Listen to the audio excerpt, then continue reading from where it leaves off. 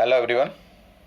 In the previous topic or previous video, I have discussed about as to how DNA is packaged with histone protein, and later on at the end we have calculated the number of beads or nucleosome that are present or that may be present in human cell. Mammalian cell, here we have taken the example of human cell.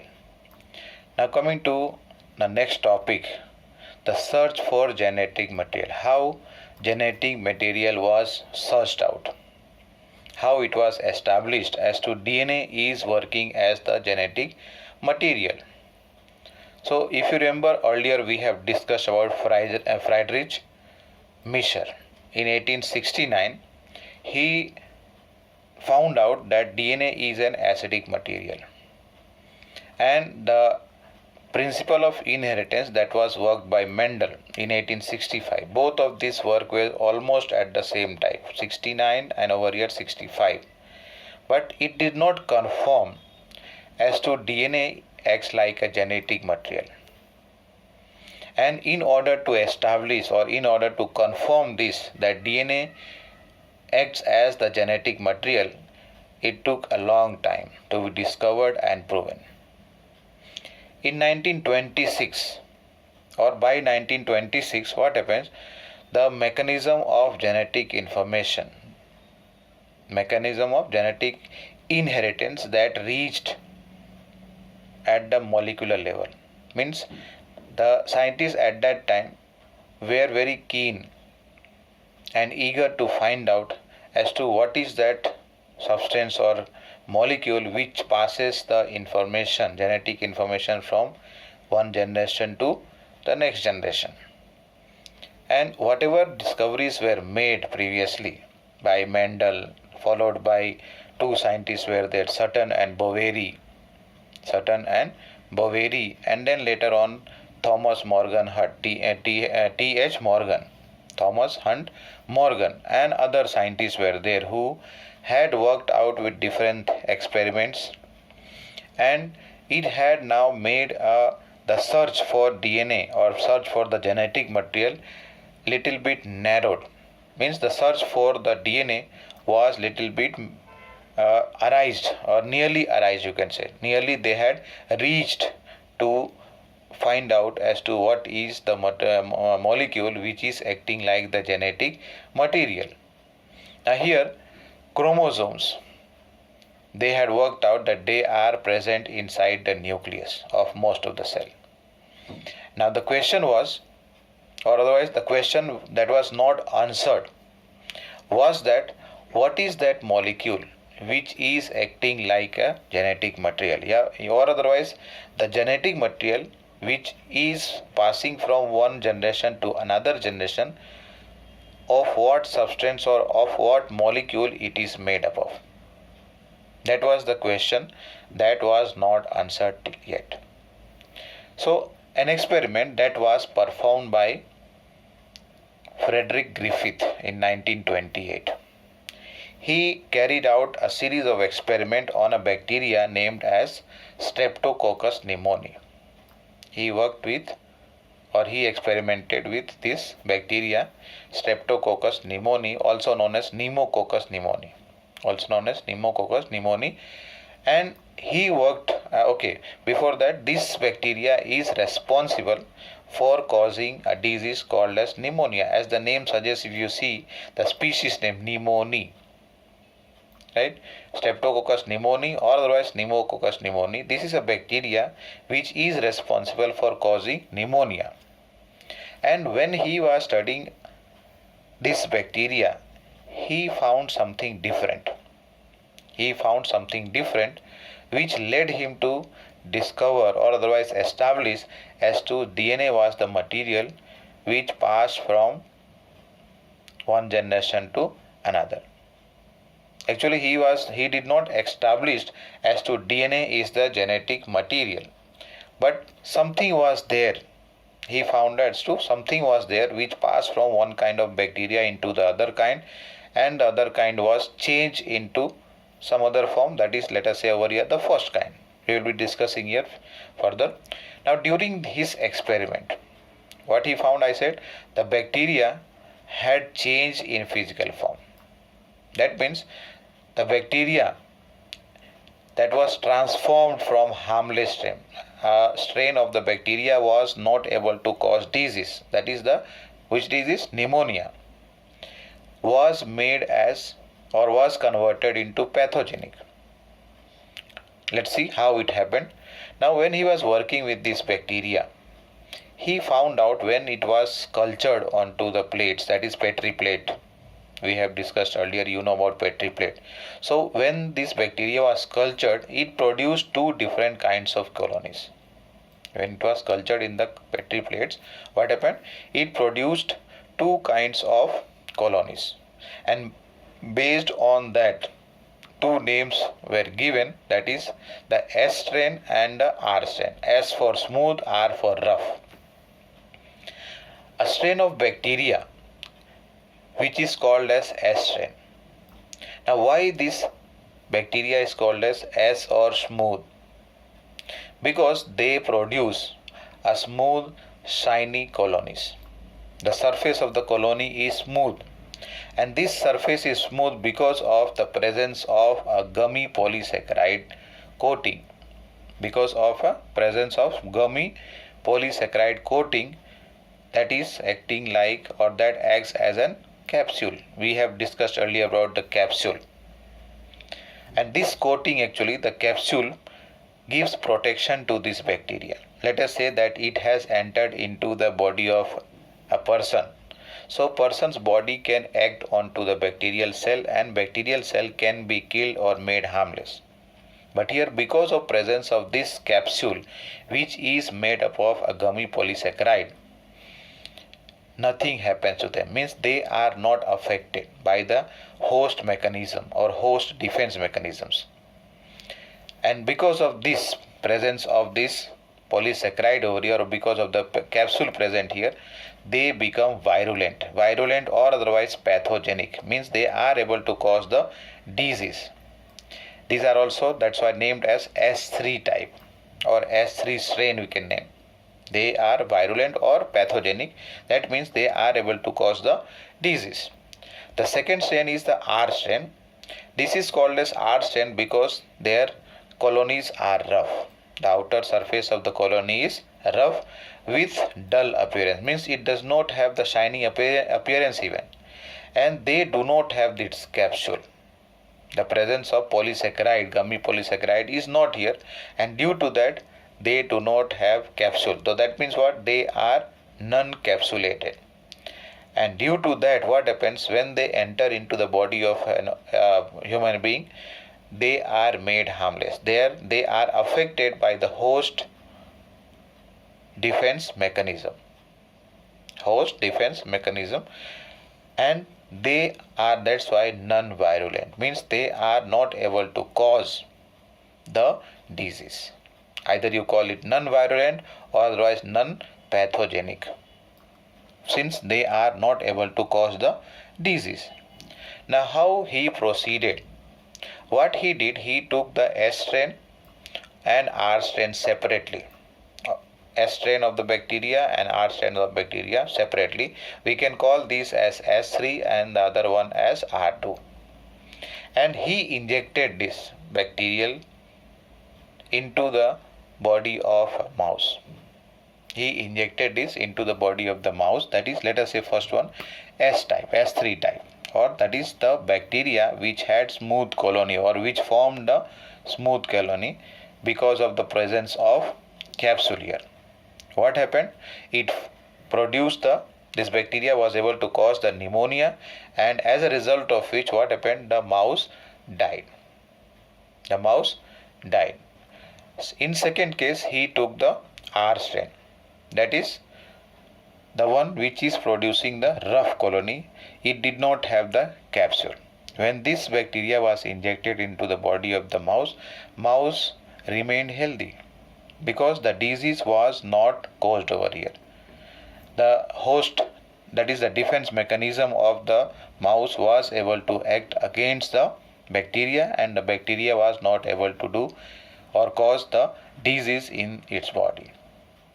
In the third case, what he did, whatever he had taken, no, first, whatever he had taken, that is the S strain or S3 type bacteria he has injected.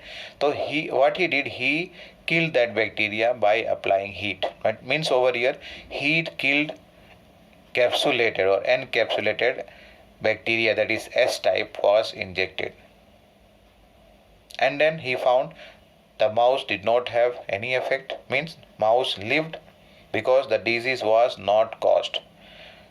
And why this has happened? Because of the heat, what happened? The bacteria was dead. Bacteria was dead and it was not able to cause the disease, means it was not able to multiply, increase population and then cause the disease in the mouse. And so as a result, mouse lived. Then in fourth case, what he did, he mixed these two, second and third here.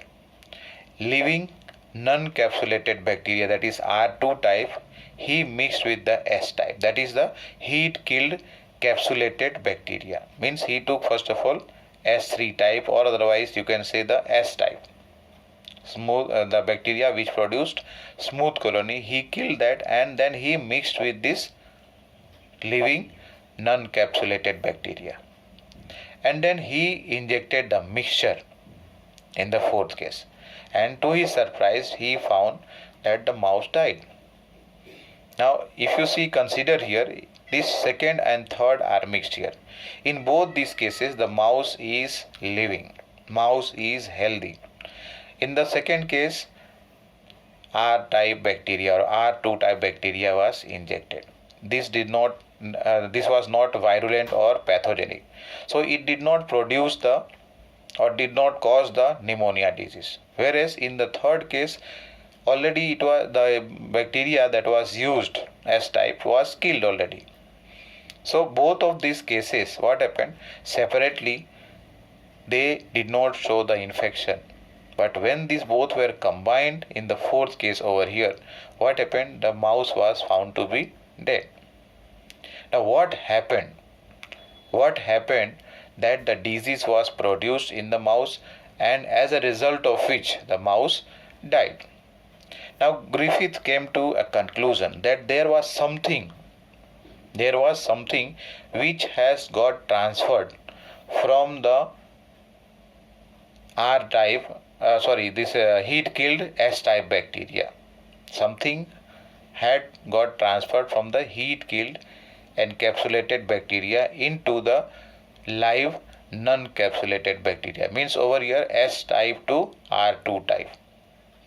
Transfer of some substance or some material molecule has taken place, due to which what happened, this R2 type bacteria was converted into S3 type. R2 type bacteria was converted into S3 type bacteria. Just note down here last four lines. Griffith concluded that there was something in the heat killed S3 strain. Something in the heat killed S3 strain that transformed live R2 strain into S3 strain. Something was there that has got transferred from S3 strain into the live R2 strain. So this got converted into S3 strain. The R2 strain were transformed into S3 strain continued thereafter producing S3 strain. Means what? R2 strain that were present here in the body of the mouse, it kept on producing S3 strain only later on. Means what? After the death of this mouse in the fourth case, what he did, he isolated the material from the bacteria from the body of this mouse. And then he found both these type of bacteria were present. S3 also was present and also R2 were present. Means the R2 that were living, that were found here, were avirulent and S3 was virulent. How did S3 strain come here? So that was because of some substance or molecule getting transferred from the S3 strain into R2 strain, as a result of which what happened, this R2 strain or R2 type of bacteria became virulent now. So that was the experiment conducted by Griffith, which is over here transforming principle. If you see here, he concluded that R strain bacteria had somehow been transformed by heat killed S strain bacteria. Already I have discussed about this, and now this must be why this has happened, because this must be due to the transfer of genetic material. But by this experiment he did not, or he could not come to the conclusion as to what was that material which is getting transferred from the S3 to R2, and what is that molecule made up of, whether it is DNA, whether it is RNA, or whether it is protein. No idea, no conclusion could be reached over here. That means what? That from the experiment of Griffith, the biochemical nature of the genetic material was not defined, means it was not found out. It was not found out by the biochemical by the experiment of Griffith. Now coming to biochemical characterization of transforming principle, means in this, how did transformation take place? What was that substance or molecule which got transferred from the smooth to rough type in order to convert the rough type into smooth type of bacteria? So before that, what was thought, or what the scientists had the knowledge, that genetic material was or must be a protein here. Genetic material must be a protein. So in order to reach to some conclusion, or otherwise to provide a concrete proof for this, what happened? Three scientists in means what? Over here, three scientists worked for 11 years total. If you see here, 1933 to 1944. That means they worked for 11 years total. And these three scientists are Oswald Avery, Colin MacLeod, and Maclean McCarthy. They worked with this to determine as to what was that substance which passed from the virulent bacteria to avirulent bacteria, and that also dead virulent bacteria. Already that was heat killed. Dead virulent or otherwise S3 type of bacteria was already killed. But what was that substance or molecule which passed into the live R2 or rough colony forming bacteria? And they proceeded with what? Purification of the biochemicals. These three biochemical, that is, one is the protein and another one is nucleic acid. You know about nucleic acid are of two kinds. So that's why I said here three. That means protein, DNA and RNA, they purified it separately. That means totally whatever the bacteria was obtained from the dead mouse, they purified the DNA and RNA and also the protein from those bacteria.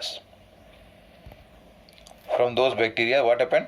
They purified DNA, RNA and also the protein. And then later on, they had to see what was that substance or what was that molecule which passed from the rough bacterial cell to the smooth bacterial cell. And then during this they had used enzymes which can digest protein are called as protease. Enzymes that digest the RNA are called as RNase. And the other enzyme, the third one, that digests the DNA, they are called as DNase. So what they did in a series of three setups, they made three setups. In first setup, what they did, let us say that they used the enzyme DNase and RNase, and they did not use the enzyme that is protease, because if protease is used, protein also will be digested. And then they found that what happened, that the genetic material was not able to pass into the R-type bacteria to convert that into S-type. In the second setup, what they did, they used the enzyme to digest these two. That is, let us say protein and DNA was digested. RNA was kept in the mixture of S-type bacteria, and again they found that S-type bacteria was not transformed. That means what? That RNA is also not able to carry the information, and as a result of that, R type of bacteria was not converted into S type. In the third set, what they did, they used the enzyme to digest the protein and RNA. Protein के लिए कौन सा? Protease, and for RNA, RNase was used. So both of these when digested, only left out is DNA. And this DNA was present in the mixture where this S strain were mixed with this and then injected into the mouse. And to their surprise, they found that this DNA actually is responsible for converting the R-type bacteria into S-type bacteria. DNA is responsible for converting the R-type of bacteria into S-type of bacteria. They established that relation, and that was the confirmation. That was a confirmation or conclusion that actually the genetic material must be DNA. So that's why here at the end, these 2 points, let us see. They also discovered that protein digestive enzyme, that is protease, and RNA digesting enzyme, that is RNase, did not affect transformation. Transformation पे क्या हुआ? Protease का या फिर RNS का कोई effect नहीं हुआ. So the transforming substance was not a protein or RNA. मतलब प्रोटीन और आरएनए से ट्रांसफॉर्मेशन नहीं हुआ है. Means the R strain of bacteria were not converted into S type. But when they digested this DNAs, means digestion with DNAs did inhibit transformation. अगर मान लो कि एक सेट ऐसा रखा जिसमें मैंने अभी बात किया है कि डीएनए को डाइजेस्ट कर दिया गया, कोई भी जैसे either protein plus DNA or otherwise DNA plus RNA was digested, and they found that transformation did not take place. But when protein and RNA were digested and DNA was kept as it is, they found transformation took place. That means DNA is able to transform the R strain of bacteria into S strain. So that's how they confirmed, and they came to a conclusion that DNA is the hereditary material. But still, other scientists at that time were not convinced. They were not satisfied as to DNA is the genetic material. Later on, other experiments were carried out, and it was confirmed that DNA only acts like a genetic material. So that was about Griffith experiment. What we have discussed over here, transforming principle, and then also the biochemical characterization of transforming principle that was done by these three scientists, Oswald Avery, Colin MacLeod, and Maclean McCarthy. Thank you.